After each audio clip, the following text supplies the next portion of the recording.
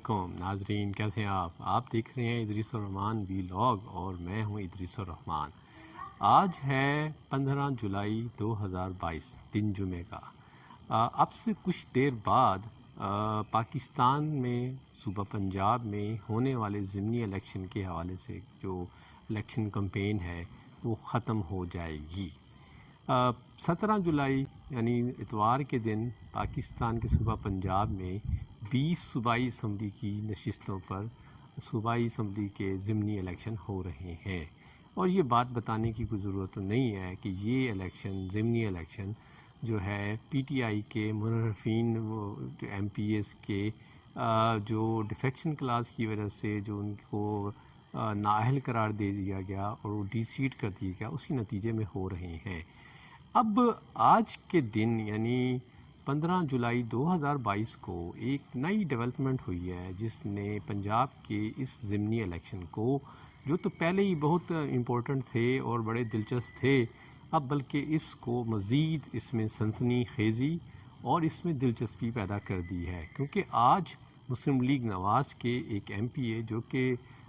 Party سے کچھ اختلاف کرتے نظر آ رہے تھے، فیصل نیازی، انہوں نے اپنا استعفیٰ پیش کر دیا ہے اور ان کا استعفیٰ جو ہے اسپیکر پنجاب اسمبلی نے قبول بھی کر لیا ہے اور انہوں نے پی ٹی آئی کو جوائن بھی کر لیا ہے۔ تو اس کے نتیجے میں مسلم لیگ نواز کی جو عددی اسٹرینتھ تھی اس میں ایک ووٹ کی کمی ہو گئی ہے۔ اس کے ساتھ ساتھ ایک نئی ڈیولپمنٹ یہ بھی ہوئی ہے کہ مسلم لیگ نواز کے ایک ایم پی اے جن کا تعلق بھاول نگر سے ہے، محمد فیصل، ان کے خلاف جو ہے فیک اس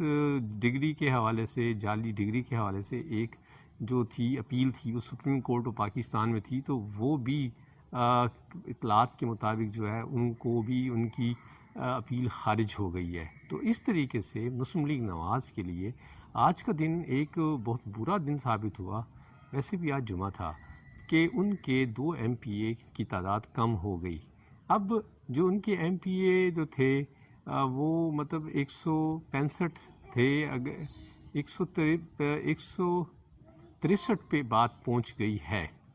اب پی ٹی آئی کو بھی 5 ایم پی اے جو کہ ریزرو سیٹ پہ تھے اور الیکشن کمیشن نے ان کا بہرحال فیصلہ نہیں کیا تھا، اور لاہور ہائی کورٹ کے ایک فیصلے کی وجہ سے الیکشن کمیشن نے اب ان کا بھی نوٹیفیکیشن دے دیا ہے، اور پی ٹی آئی کی ایم پی اے کی تعداد بھی 163 ہو گئی ہے۔ پی ٹی آئی کو سپورٹ حاصل ہے پی ایم ایل کیو کی، جن کے 10 ارکان اسمبلی ہیں۔ اس کے علاوہ مسلم لیگ نواز کو 7 ایم پی اے پیپلز پارٹی کی حمایت حاصل ہے، اس کے علاوہ رائے حق پارٹی کی حمایت بھی ہے اور کچھ آزاد ہیں۔ تو اس وقت معاملہ جو ہے نمبر گیم جو ہے وہ جو پہلے ہی بہت امپورٹنٹ تھی، وہ 20 الیکشن اراکین کے الیکشن پہ جا کے بڑی امپورٹنٹ اور ڈیسائسو ہو گئی ہے۔ اب اگلے 2 دنوں میں کیا ہوتا ہے یہ فیصلہ تو اگلے 2 دنوں میں آ جائے گا، لیکن اس وقت جو الیکشن کمپین وہ آخری دموں پہ ہے، اور اس وقت جو ہے مریم نواز اور عمران خان اپنے آخری جلسوں میں مصروف ہیں، تو معاملہ انتہائی دلچسپ ہو گیا ہے۔ اس کے ساتھ ساتھ ایک نئی ڈیولپمنٹ کل کے دن میں یہ آئی کہ سپریم کورٹ آف پاکستان نے 3 اپریل 2022 کے سو موٹو ایکشن کا پہ جو فیصلہ دیا تھا، یعنی اسمبلی کی تحلیل کو غیر آئینی قرار دیا تھا اور اسپیکر کی رولنگ کو غیر آئینی قرار دیا تھا، اس کا انہوں نے تفصیلی فیصلہ جاری کر دیا ہے۔ اگرچہ مختصر فیصلے میں قاسم سوری کے اس اقدام کو غیر آئینی قرار دیا تھا، اور تب سے یہ سوال تھے کہ کیا قاسم سوری پہ آرٹیکل 6 کا نفاذ ہوگا، اور پھر اس قاسم سوری کے اس رولنگ کے بعد اس وقت کے پرائم منسٹر عمران خان نے ایک ایڈوائس دی تھی صدر پاکستان کو، اور صدر پاکستان نے اس ایڈوائس پہ عمل کرتے ہوئے اسمبلی تحلیل کر دی تھی۔ اگرچہ سپریم کورٹ آف پاکستان نے اپنے فیصلے میں صدر پاکستان اور وزیر اعظم کے اس فیصلے کو بھی کالعدم قرار دیا تھا، اور اس کے نتیجے میں اسمبلی بحال ہو گئی تھی، اور اس کے بعد جو پروسیڈنگ ہوئی اس میں جو ہے عمران خان کے خلاف نو کانفیڈنس کی جو موومنٹ تھی وہ کامیاب ہو گئی، اور عمران خان جو ہے وزیر اعظم کے منصب سے خارج ہو گئے۔ تو اب اس حوالے سے اس فیصلے میں ایک فاضل جج نے اختلافی نوٹ لکھا ہے اور انہوں نے کہا ہے کہ یہ فیصلہ جو ہے اگرچہ 4-5 ججز نے متفقہ طور پہ اس سارے کو غیر آئینی تو قرار دیا، لیکن انہوں نے کوئی اس پہ کوئی کارروائی یا کوئی اس طرح کا سالڈ نہیں دیا۔ لیکن ایک فاضل جج نے یہ رائے دی ہے کہ جی آرٹیکل 6 کی وائلیشن پر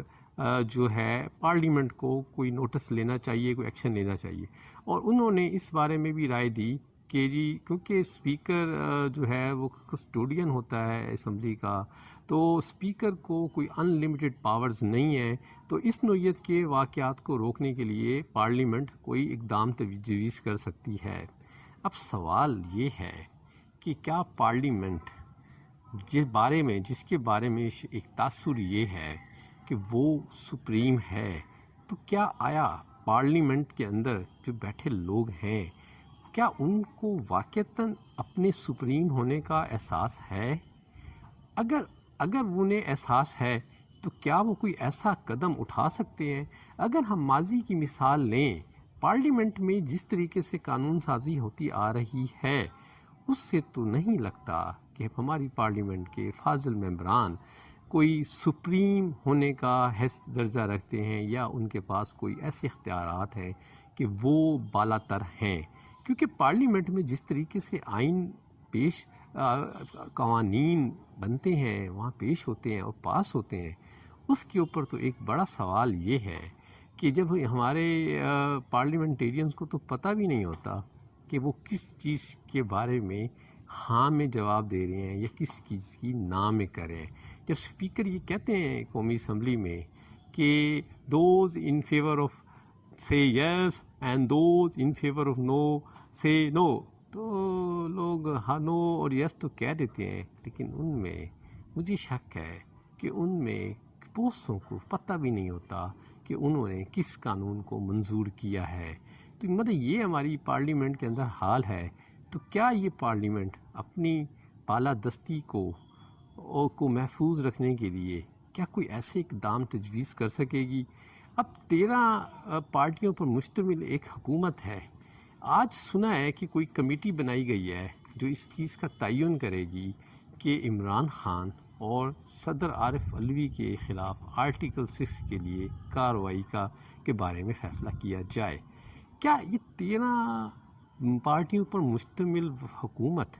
کیا یہ اہلیت رکھتی ہے؟ کیا اس کے پاس یہ سیاسی جواز بھی ہے؟ کیا اس کے پاس یہ ہے کہ وہ اس نوعیت کا فیصلہ کرے؟ کیونکہ 3 اپریل 2022 پاکستان کی تاریخ میں بہرحال ایک سیاہ دن کے طور پہ جانا جائے گا۔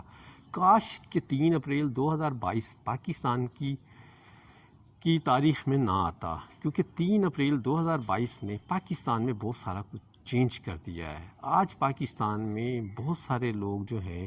وہ مہنگائی اور پیٹرولیم کی بڑھتی مصنوعات کی قیمتوں اور بجلی کی بڑھتی ہوئی قیمتوں سے پریشان ہیں۔ اس کے بعد ایک نئی رجیم آنے کے بعد بہت ساری چیزیں نئی ڈیولپمنٹ ہوئی ہیں، جو اگرچہ حکومت الزام دیتی ہے کہ یہ پچھلی حکومت کا شاخسانہ ہے، تو اگر وہ پچھلی گورنمنٹ رہتی تو شاید وہ یہ فیصلے کرتی،